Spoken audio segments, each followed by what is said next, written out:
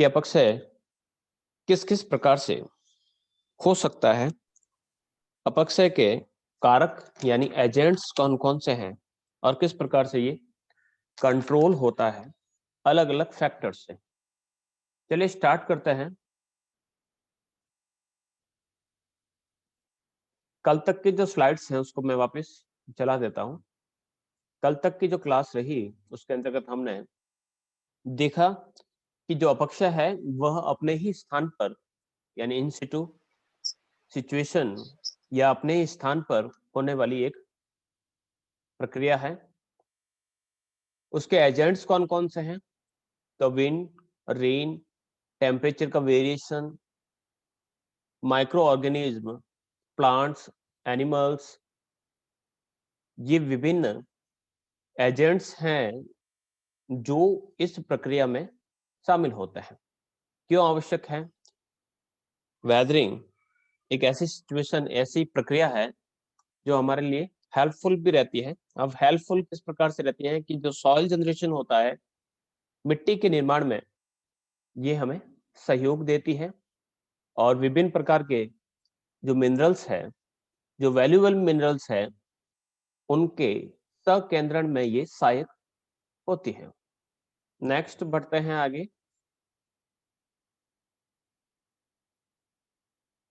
Weathering के process को हमने इस डायग्राम के माध्यम से देखा। उसके बाद वेदरिंग बेसिकली 3 टाइप्स का होता है, भौतिक यानी फिजिकल या मैकेनिकल, सेकंड वन इज रासायनिक केमिकली, और थर्ड वन इज जैविक यानी बायोलॉजिकल। तो इस प्रकार से हम इन्हें 3 भागों में डिवाइड कर सकते हैं। पहला भौतिक। अब भौतिक या यांत्रिक या मैकेनिकली में हम क्या समझते हैं कि जो इंसोलेशन है यानी जो सूर्य का ताप है कम या ज्यादा होना, वाटर पानी या जल, तुषार यानी फ्रॉस्ट, वायु यानी विंड या एयर, एंड प्रेशर, ये कुछ एजेंट्स हैं जो फिजिकली या मैकेनिकली किसी चट्टान को ब्रेक कर लेते हैं यानी उसका अपक्षय कर लेते हैं। क्षय का अर्थ ही होता है तोड़ना। नेक्स्ट जो हम आज पढ़ेंगे ये फिजिकल या मैकेनिकली हमने कल कंप्लीट कर दिया है। थोड़ा सा मैं और डिस्कस करूंगा इसके बारे में कि जो मैकेनिकली या फिजिकली जो वेदरिंग प्रोसेस होती है वो किस प्रकार से होती है। तो ये कई प्रकार से हो सकती है, जैसे कि कहा कि मैंने एजेंट्स है।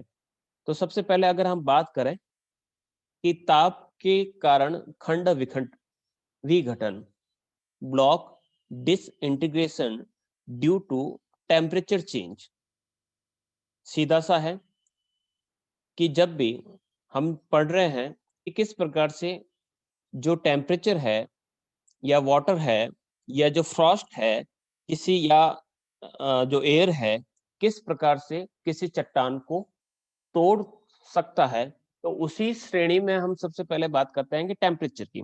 तो टेम्परेचर के कारण या टेम्परेचर में जो वेरिएशन आता है या जो चेंजेस आते हैं तो उससे किस प्रकार से ब्लॉक इंटीग्रेशन होता है। तो टेम्परेचर जब बढ़ेगा जो चट्टान फैलेगी, और जब टेम्परेचर कम होगा तो चट्टान सिकुड़ेगी। तो ऐसी सिचुएशन कहाँ होती है?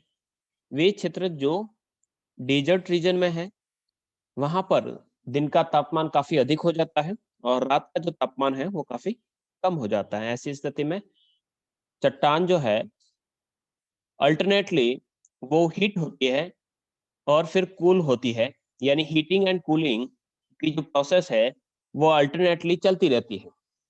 तो इस प्रकार से बार बार उसके फैलने, स्प्रेडिंग से या उसके कॉम्पैक्ट होने या संकुचित होने के कारण उसके अंदर क्रैक्स आ जाता है और वो टूटने लगती है, उसका डिसइंटीग्रेशन हो जाता है, उसके जो जॉइंट्स होते हैं वो खुल जाते हैं। तो इस प्रकार से उसका विघटन हो जाता है।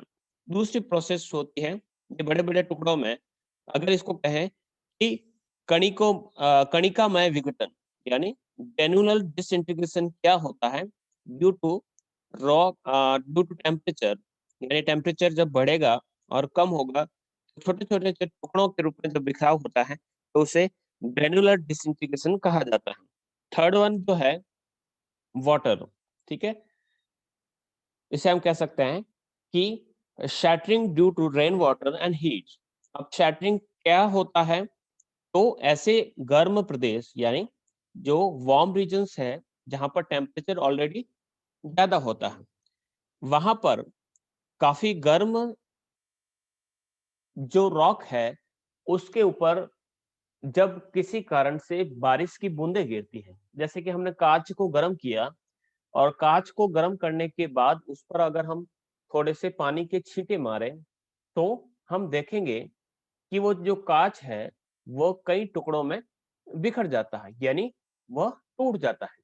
ऐसी स्थिति में क्या होगा कि वह, या फिर इसे कह सकते हैं कि ये वह प्रक्रिया है जिसे हम वेदरिंग के नाम से जानते हैं। तो जो आपके डेजर्ट रीजन है या वार्म रीजन है, वहां की जो रॉक्स है ऑलरेडी हीटेड होती है, काफी गर्म होती है, और जब बारिश की बूंदे या अचानक बारिश हो जाए तो पानी की बूंदे जैसे कांच पर गिरने के कारण कांच चटक जाता है, टूट जाता है, वैसे ही चट्टानें जो है टूट जाती हैं।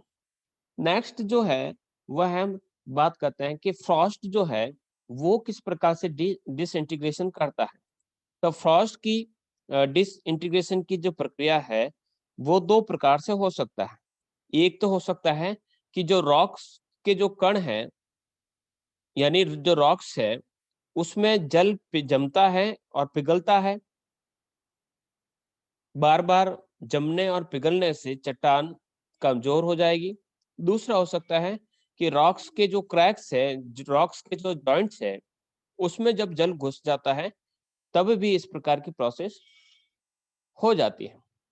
ऐसी प्रोसेस कहाँ पर होगी फ्रॉस्ट वाली, तो फ्रॉस्ट कहाँ पर मिलेगा, वो मिलेगा आपको माउंटेन रीजन में, यानी पर्वतीय क्षेत्रों में आपको वहां पर इस प्रकार की स्थिति मिलेगी कि वहां पर बर्फ जमेगा, और बर्फ जमने के बाद जब नाइट का टेम्परेचर फ्रीजिंग पॉइंट पर आ जाएगा, यानी हिमांक बिंदु पर पहुंच जाएगा, तो बर्फ बन जाएगा, जिससे उसका वॉल्यूम बढ़ जाएगा, लगभग 10% इंक्रीज होता है। दिन में जब टेम्परेचर इंक्रीज होगा उस समय जो आइस है वो मेल्ट हो जाएगी, पिघल जाएगी, जिससे उसका जो वॉल्यूम है कम हो जाएगा। इस प्रकार से अल्टरनेटली फ्रीजिंग एंड थैविंग, यानी जो मेल्टिंग की जो प्रोसेस है उससे चट्टानों की जो दरारें हैं उसमें स्प्रेडिंग होगा या उसका कॉम्पैक्ट होना लगातार चला रहेगा, जिससे वो धीरे-धीरे डिसइंटीग्रेशन या डिसइंटीग्रेटेड होकर टूटकर बिखर जाएगी। इस प्रकार की प्रक्रिया को हम फ्रॉस्ट एक्शन कहते हैं। तो ऐसे भी चट्टान टूट जाती है। नेक्स्ट, अब बात करते हैं आपके एयर बचा है।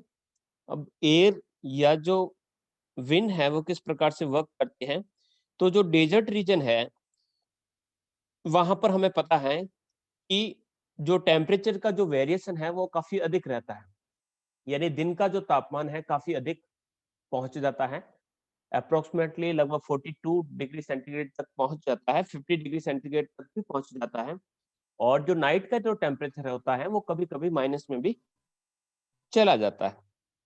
अब उससे क्या होता है कि जो आउटर लेयर है किसी रॉक्स की, जो आउटर लेयर है वो एकदम बार बार गर्म होने और ठंडे होने से वो वहां से अलग हो जाएगी। मैं इसको थोड़ा सा चित्र के माध्यम से समझाता हूँ आपको कि ये कोई लेयर या चट्टान है, और चट्टान के अंतर्गत इस प्रकार की लेयर पाई जाती है। जो सबसे ऊपर वाली जो लेयर है वो बार बार ठंडी हो रही है और गर्म हो रही है, तो एकदम क्या होगा कि इसके जॉइंट्स होते हैं, गर्म होने ठंडे होने से ऊपर का जो जॉइंट्स है ये खुल जाएगा। तो ऊपर की जो लेयर है ये वाली, ये टूटकर अलग हो जाएगी। अब टूटकर अलग किस प्रकार से होगी, टूटकर अलग यानी इसकी जो लेयर उखड़ जाएगी। जैसे कि हम जब सैलेड बनाते हैं तब किस प्रकार से जो कुकुम्बर है या जो खीरा ककड़ी है उसको हम काट कर उसके छोटे छोटे टुकड़े कर लेते हैं, वैसे ही ये जो हिस्सा है वो टूटकर अलग हो जाएगा। तो इस प्रकार से अगर कोई चट्टान के जो टुकड़े हैं वो टूटकर अलग हो जाते हैं तो उसको हम एक्सफोलिएशन कहते हैं या अपपतरण कहते हैं। तो इस प्रकार सा जो वेदरिंग की जो प्रोसेस है तो उससे आपके आपके यूँ कह सकते हैं कि जो ओनियन के किस प्रकार से ओनियन वेदरिंग कह सकते हैं इसे कि ओनियन वेदरिंग भी कह सकते हैं या फिर इसको एक्सफोलिएशन डॉम भी कहते हैं। तो एक्सफोलिएशन जो डॉम होता है वो इसी प्रकार से क्रिएट होता है।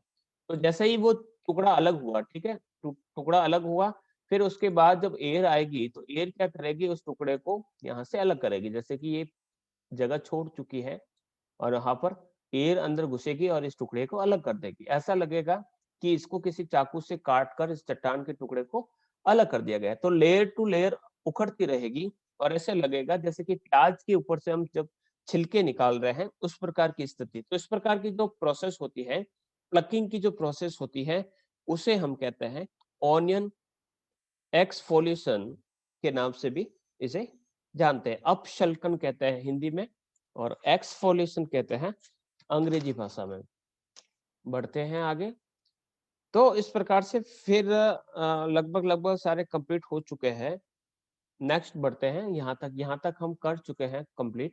नेक्स्ट बढ़ते हैं, स्लाइड चला देता हूँ पहले तो, कि भौतिक यानी मैकेनिकली और फिजिकल वेदरिंग किस प्रकार से होती है, ये हमने कंप्लीट किया। यही इन चीज़ों को मैंने समझाया है कि किस प्रकार से ये वर्क करता है। तो यहाँ पर आपके कंप्लीट हो चुके हैं 1, 2, 3 ये सारे कंप्लीट हो चुके हैं।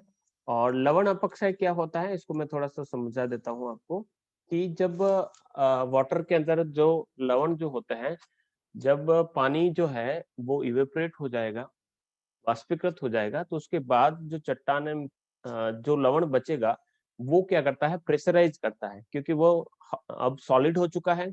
अब सॉलिड होने के बाद वो जो रॉक है, पहले तो वो वाटर के अंतर्गत था, अब जो रॉक है उस रॉक पर वो क्या कर रहा है, डायरेक्टली उस पर प्रभाव डाल रहा है और उसको तोड़ रहा है। ठीक है, तो तापीय क्रिया यानी टेम्परेचर का जो वेरिएशन है, हाइड्रेशन है और उसका क्रिस्टलेशन। ठीक है, अब जलयोजन पहले घुला, तापीय क्रिया और जलयोजन का अर्थ हो गया है कि चट्टान के अंतर्गत आपके लवण घुले हुए हैं। तापीय प्रक्रिया से उसका क्या हो रहा है, पानी का जो हो रहा है इवेपोरेशन हो रहा है और जो लवण है यानी जो सॉल्ट है वो क्रिस्टलाइज हो रहा है। तो क्रिस्टलाइज होने से वो थिक या फिर कह सकता है थोड़ा सा सॉलिड हो जाता है और धीरे धीरे कह सकते हैं कि वो चट्टान को कमजोर करता रहता है, क्योंकि लवण क्या होता है यानी जो सॉल्ट होता है किसी भी चट्टान को या भी किसी पत्थर को तोड़ने में सहायक हो सकता है। ठीक है, नेक्स्ट बढ़ते हैं, यहाँ तक कंप्लीट हो चुका है। इस डायग्राम के माध्यम से आप देख सकते हैं कि किस प्रकार से ये प्रोसेस होती है। बारिश हो रही है, पानी छेद के अंदर भर रहा है, दिन में सूख रहा है, ये प्रोसेस चल रही है और इस प्रोसेस के बाद पानी भरा, दरार काफी बड़ी होती रही है और जैसे जैसे दरार बढ़ेगी अंततः वो क्या करेगी, टूट जाएगी। तो इस प्रकार से ये हो रहा है आपका वेदरिंग। और वेदरिंग किससे हो रहा है, या फिर तो रेन से कीजिए या फिर इसको फ्रॉस्ट भी कहा जा सकता है या फिर ड्यू टू वाटर कह सकते हैं। वाटर जैसे जैसे बढ़ेगा देखिएगा दरार बढ़ती जा रही है और जब दरार बढ़ती जाएगी और धीरे धीरे ये जो दरार के कारण है चट्टान का एक हिस्सा टूटकर अलग हो जाएगा। इस प्रकार से वेदरिंग होती है। फ्रॉस्ट वेडिंग किस प्रकार से होता है, अगर कोई क्रैक है, ये क्रैक है और क्रैक के अंदर क्या कह सकते हैं कि आइस जो है वाटर फिलेड इन क्रैक्स, पानी भर चुका है, पानी भरने के बाद वो फ्रीजेज टू आइस यानी वो आइस में कन्वर्ट हो रहा है। तो देखिएगा यहाँ पर इसका डायमीटर थोड़ा सा बढ़ा है यानी इसकी वॉल्यूम जो है थोड़ी सी इंक्रीज हुई है। तो ये जो हिस्सा है इस तरफ जा रहा है और ये हिस्सा इस तरफ जा रहा है और अंततः क्या होगा, ये हिस्सा अलग हो जाएगा और ये हिस्सा अलग हो जाएगा। तो ब्रेक्स रॉक्स यानी जो चट्टान है वो दो टुकड़ों में टूट जाएगी। तो इस प्रकार की जो प्रोसेस हो रही है वो वेदरिंग कहलाती है। और इस प्रकार जब फ्रॉस्ट से होता है तो फ्रॉस्ट वेदरिंग के नाम से इसे जानते हैं। नेक्स्ट चलते हैं हमारा केमिकल वेदरिंग। अब केमिकली वेदरिंग क्या होता है, तो वेदरिंग केमिकल के जो एजेंट्स क्या है, तो वाटर जो है वो मेनली वर्क होता है अब कैसे वाटर वर्क करता है और किस प्रकार से ये क्रिया घटित होती है, तो इसके अंतर्गत हम विलयन, यानी विलयन का अर्थ होता है सोल्यूशन यानी घुलाव की प्रक्रिया, कार्बोनेशन यानी CO2 और जो वाटर है वो वर्क करेंगे, जल योजन यानी हाइड्रेशन का वर्क रहेगा, ऑक्सीडेशन या ऑक्सीकरण की प्रक्रिया में ऑक्सीजन तथा जो जितने भी मिनरल्स है या जो वाटर है वो किस प्रकार के वर्क करते हैं तथा आपका न्यूनीकरण चट्टानों के अपघटन का कार्य करते हैं। तो इस प्रकार से डिसइंटीग्रेशन होता है इनके कारण केमिकली रूप से, ठीक है। सबसे पहले हम बात करते हैं कि घोल के द्वारा, यानी जो घोल है या घुलाव की जो प्रक्रिया है वो किस प्रकार से वर्क करती है। तो घुलाव की जो प्रक्रिया है वो किस प्रकार से होती है, तो जल यानी जो वाटर है वह अगर किसी प्रकार से पानी के अम्ल के संपर्क में आता है,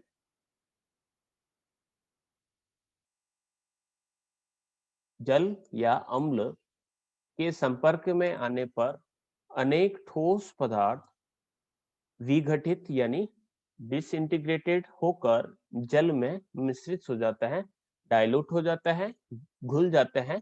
तो इस प्रकार के जो प्रक्रिया होती है उसे घोल या विलयन कहते हैं। तो जैसे कि हम सिलिका का एक उदाहरण दें कि जैसे ही हमने पत्थर पर पानी गिराया है तो जो सिलिका है यानी जो रेत है वह उसके साथ घुलकर पानी के साथ बहकर चली जाएगी। जैसे कि चूना पत्थर के अंदर जो आपका लाइमस्टोन होता है, उस लाइमस्टोन में कुछ कैल्शियम कार्बोनेट होते हैं, कुछ कैल्शियम मैग्नीशियम बाइकार्बोनेट होते हैं।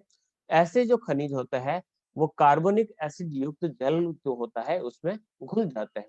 तो घुलने के कारण उसमें यानी चट्टान जो है उस चट्टान में से जो घुलने वाले जो पदार्थ है वो अलग हो गए। क्योंकि ये प्रक्रिया पानी से हो रही है, इसे कह सकते हैं घोल या विलयन के नाम से जानते हैं, एकदम आसान है। फिर हम बात करते हैं कार्बोनेशन, ठीक है। अब कार्बोनेशन शब्द है तो सीधा सा अर्थ है कि हम बात कर रहे हैं CO2 की। अब CO2 यानी जब कार्बन डाइऑक्साइड गैस है वह जब जल में मिल जाती है तो उसके बन जाते हैं कार्बोनेट, और कार्बोनेट ऐसे होते हैं कि जल में आसानी से घुल जाते हैं।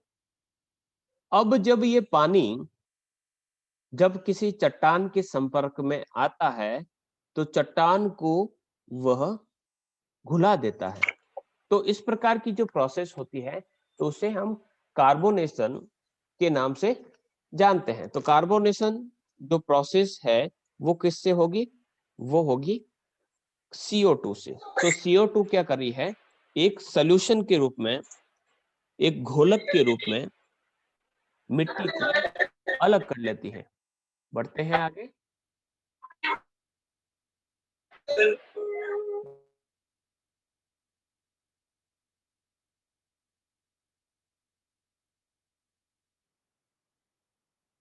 तो कार्बोनेट एंड बाइकार्बोनेट खनिजों से प्रतिक्रिया का परिणाम कार्बोनेशन कहलाता है, ठीक है।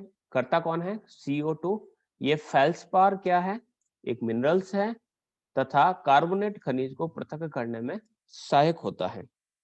यानी सीधा आप समझ सकते हैं कि इस प्रकार की प्रक्रिया में डायरेक्टली क्या हो रहा है कि जो CO2 है वह चट्टान में से कुछ पदार्थों को घुला रही है और घुलने के बाद वो अलग, अब हो किसके कारण हो रहा है, CO2 से हो रहा है, इसलिए इसको कार्बोनेशन के नाम प्रक्रिया के नाम से जानते हैं। नेक्स्ट है हाइड्रेशन।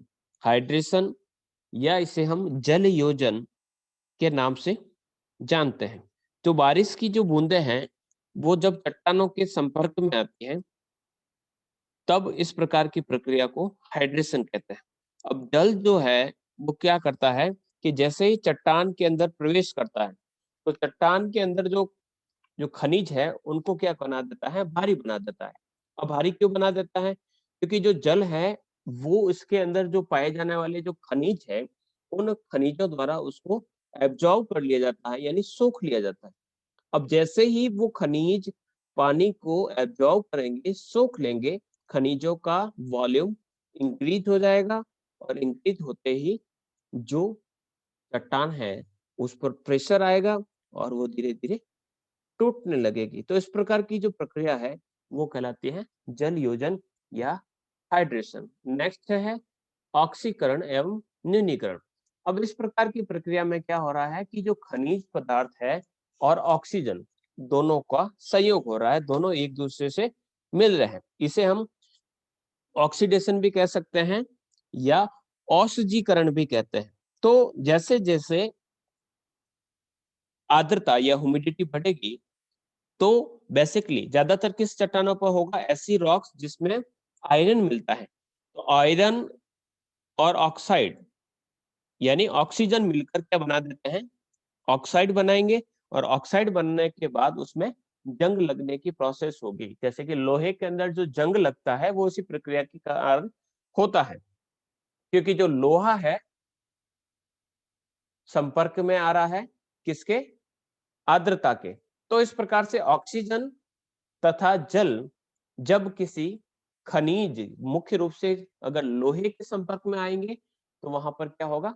ऑक्साइड बनेंगे और ऑक्साइड से वो धीरे-धीरे जंग लगने की प्रक्रिया को आप समझ सकते हैं कि जैसे किसी लोहे की चीज पर अगर जंग लगता है यानी जो रस्ट बढ़ जाता है तो उस प्रकार की प्रक्रिया के अंतर्गत वो धीरे-धीरे उसमें से लोहा टूटने लगता है। तो इस प्रकार की प्रक्रिया किसमें होगी? लोहे में, जो लोहे की आयरन की बनी हुई है, मैंगनीज की बनी हुई है या सल्फर की बनी हुई है। तो इस प्रकार की प्रक्रिया में इस प्रकार से वो धीरे-धीरे टूटने लगती है।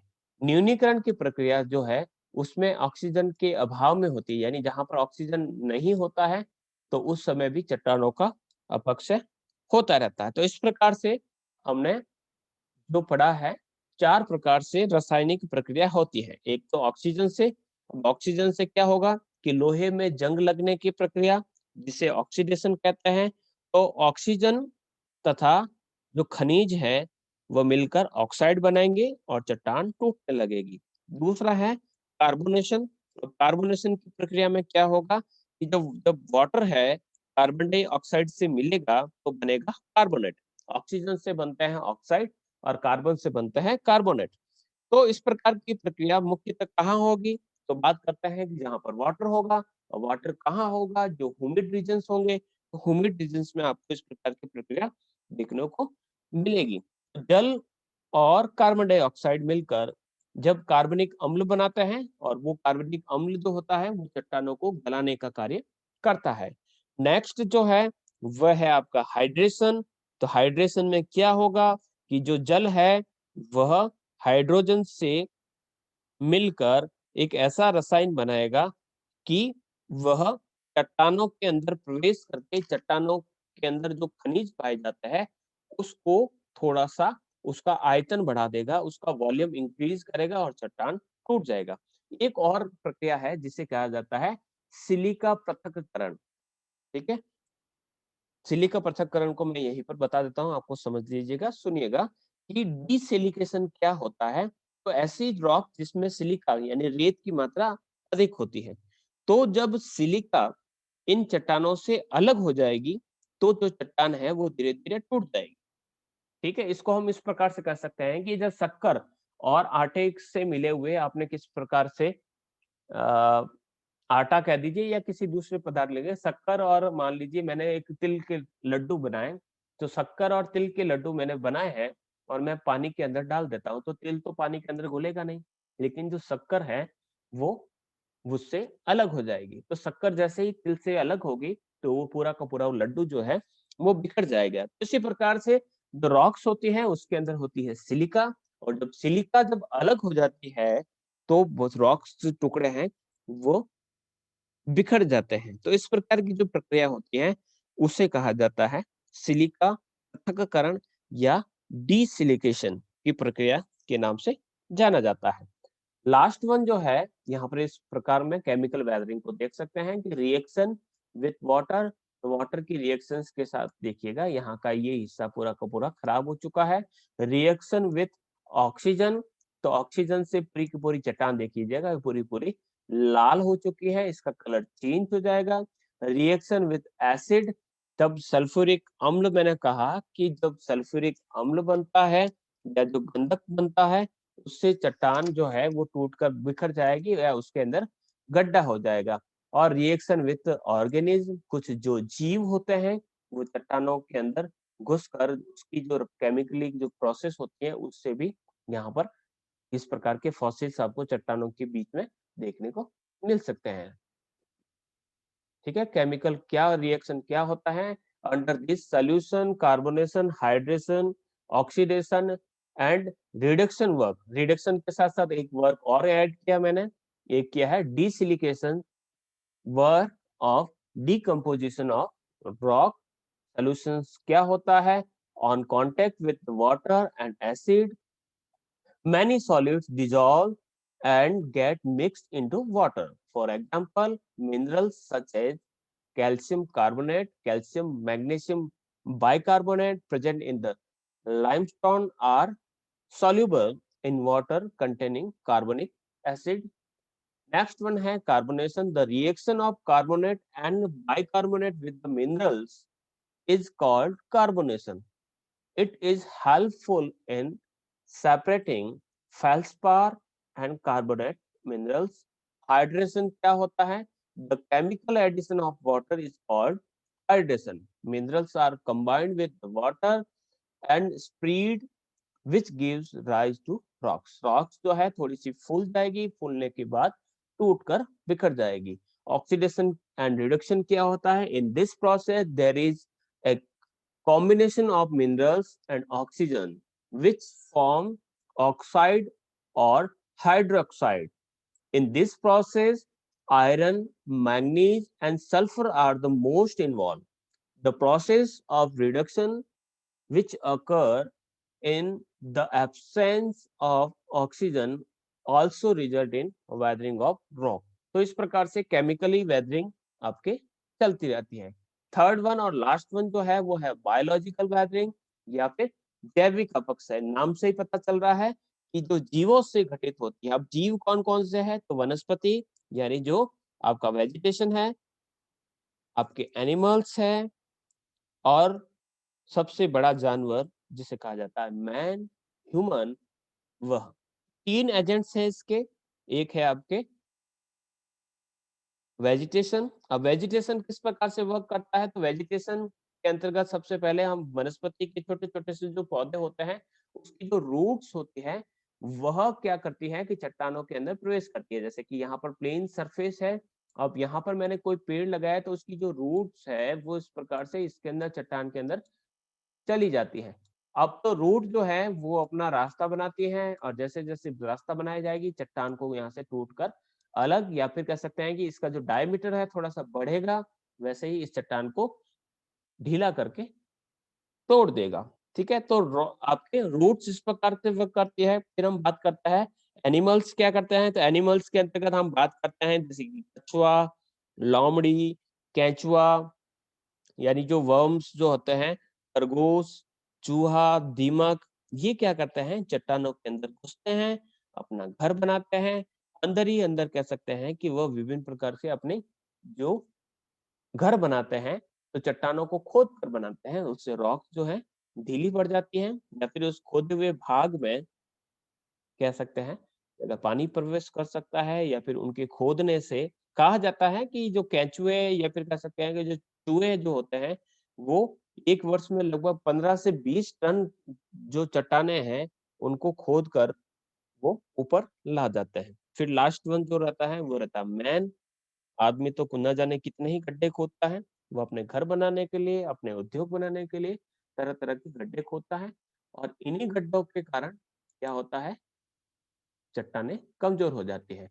तो जीवों की वृद्धि या संचलन के लिए यानी मूवमेंट के लिए कारण होने वाले यानी आपके जो जीव है उनकी ग्रोथ और उनकी मूवमेंट के कारण होने वाले अपक्षय यानी वेदरिंग एंड भौतिक फिजिकली चेंजेस से जो चट्टानों का स्थानांतरण होता है, ये चट्टान जो होती है वहां से हटती है, ट्रांसफर होती है, तो उसे हम कहते हैं जैविक अपक्षय। ठीक है? मानवीय क्रियाएं यानी ह्यूमन एक्टिविटीज भी होती हैं, जैविक अक्षय में सहायक होती हैं।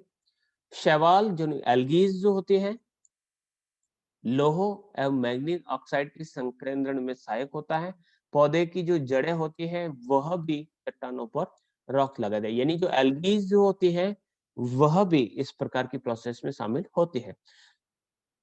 Mineralisation occur due to weathering and physical changes caused by growth or circulation of organism. Human action are also helpful in biological weathering. Algae are helpful in concentration of nutrients, iron and magnesium and oxide. Roots of plants is also straight substance. तो ये कुछ कारण हैं जो आपके इस प्रकार की प्रक्रिया के अंदर भाग लेता है। तो यहाँ पर आप देख सकते हैं कि किस प्रकार से यहाँ पर ये पेड़ है, तो पेड़ जो है चट्टान के अंदर इसकी जो रूट होगी वो डेवलप होगी, तो यहाँ से क्रैक आ गया, यहाँ से क्रैक आ गया, यहाँ पर भी क्रैक आया। आप देखेंगे कि ये जो क्रैक जो बने हैं वो कैसे बने। इसी प्रकार से इस चित्र में देखेंगे कि कुछ छोटे-छोटे से जो जीव होते हैं वो इस चट्टानों के अंदर अपने घर बनाते हैं। तो घर जो बनाते हैं उससे वो गड्ढा खोदते हैं। मकोड़ों को देख लीजिए, दीवार के अंदर छेद करके घुस जाते हैं। ठीक है, तो हमने आज पढ़ा है कि वेदरिंग क्या है। तो टाइप्स ऑफ वेदरिंग, तो आपने सबसे पहले मैकेनिकल वेदरिंग को देखा, तो उसके अंदर एक्सफोलिएशन यानी अपशल्कन, frost weathering, temperature change, salt weathering, abrasion. ठीक है, chemical weathering, carbonation, hydrolysis and hydration, oxidation, solution. Biological weathering में आपके लाइकेन, एल्गी और डिकाइंग जो प्लांट्स होते हैं वह plants roots organism activity and growing जो खोदने का कार्य होता है, तो इस प्रकार की क्रिया को शामिल किया जाता है। इसकी एक पीडीएफ को मैंने टेलीग्राम चैनल पर अपने पोस्ट की है, तो उस पीडीएफ को आप जरूर देखें। जो भी इंग्लिश मीडियम के हैं और जो भी हिंदी मीडियम के हैं जो इच्छुक रखते हैं वो भी इसे देखें। अब लास्ट बढ़ते हैं कि अब जो सिग्निफिकेंस ऑफ वेदरिंग की देखें कि जियोमॉर्फोलॉजिकल सिग्निफिकेंस क्या है। तो हमें पता चलना चाहिए कि जब वेदरिंग होती है तो वेदरिंग से हमें क्या मिलती है, मिट्टी मिलती है। जो हमारा जो सरफेस है वो प्लेन हो जाता है और विभिन्न प्रकार की जो जियोमॉर्फोलॉजिकल स्ट्रक्चर्स बनते हैं। तो इस प्रकार से कई प्रक्रियाओं में ये हमारे लिए हेल्पफुल भी होता है।